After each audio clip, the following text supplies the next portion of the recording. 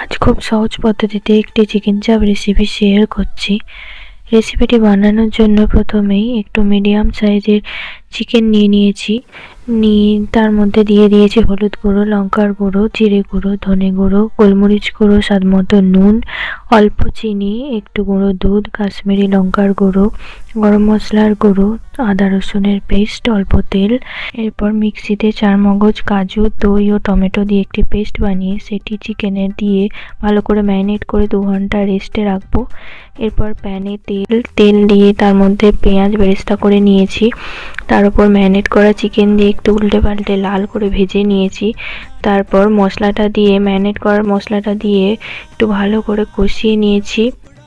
এরপর মিক্সি ধোয়া জল, অল্প নুন দিয়ে নেড়ে চেড়ে নিয়ে ঢাকা দিয়ে মাংস সেদ্ধ হওয়া পর্যন্ত রান্না করলেই তৈরি চিকেন চাপ।